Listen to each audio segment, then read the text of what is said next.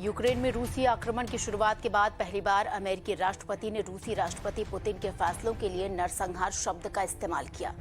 Iowa में एक कार्यक्रम में बोलते हुए अमेरिकी राष्ट्रपति जो बाइडेन ने नरसंहार शब्द का इस्तेमाल किया। यूक्रेन के राष्ट्रपति जेलेंस्की ने इस पर अपनी प्रतिक्रिया व्यक्त की है और बाइडेन की टिप्पणी का समर्थन करते हुए कहा कि अमेरिकी नेता के सच्चे शब्द हैं। आपको बता दें कि यूक्रेन के बूचा शहर में नरसंहार के बाद सड़कों पर नागरिकों के शव बिखरे हुए पाए गए थे। Your family budget, your ability to fill up your tank, none of it should hinge on whether a dictator declares war and commits genocide a half a world away. और लगातार रूसी हमलों के मद्देनजर यूक्रेनी अधिकारियों ने ये सुनिश्चित करने के लिए अस्थायी पुलों का निर्माण किया है कि आवश्यक वस्तुएं जो हैं उनकी आपूर्ति प्रभावित न हो। देखिए हमारे सहयोगी दीपक की ये खास report.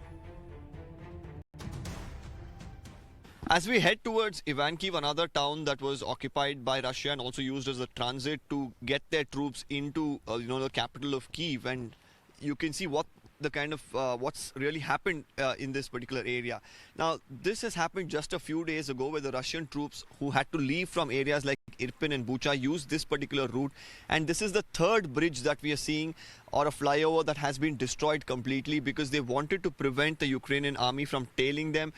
They wanted some time, to escape without any sort of problems, any sort of firing that happens behind them. And you can see because of that, the military right now has made a makeshift bridge of sorts, which is helping a lot of citizens commute who of course left Ivankiv, who want to get back.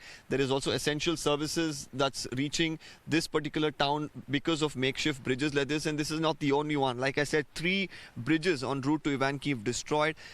The people inside the town of course are suffering without getting electricity or telephone connectivity, and even water supplies only by the trickle. So right now all of these makeshift arrangements that have been made will come a long way in helping the people who are still inside the town of Ivankiv. और हमारे सहयोगी दीपक ने हमें शेरनोहिव के उस इलाके से भी रिपोर्ट भेजी है जिसका रूसी सैनिकों द्वारा तोपखाने के लिए इस्तेमाल किया गया। The outskirts of Chernihiv, on a highway that directly leads to Belarus, just about 40 kilometers from here is the Belarus border. More importantly, we should understand that this was the main highway which was used to bring in the heavy armory and the artillery of the Russians into Ukraine, and probably heading towards Kyiv in itself. And this was the first place of combat between the Russian soldiers and the Ukrainians. You can see, of course, the Russian forces that have come in with their armory and their artillery, of course, have tried various means. While several of the vehicles, of course, got through, several of them were destroyed on the way. You can see one armored vehicle here that has been completely destroyed. And you can see the turret blown off, and probably RPGs were used, and you can see some of the RPGs still lying around this particular area.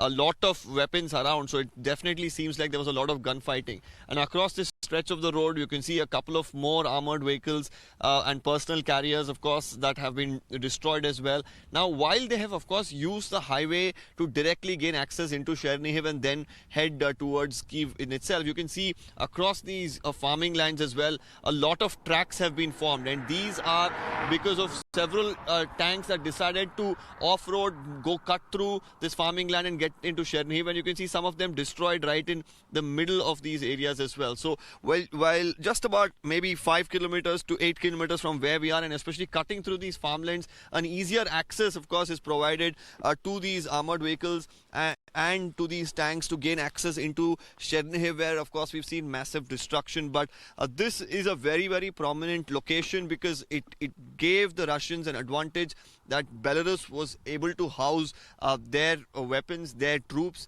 and they could easily get into this part of Ukraine through the Belarus border.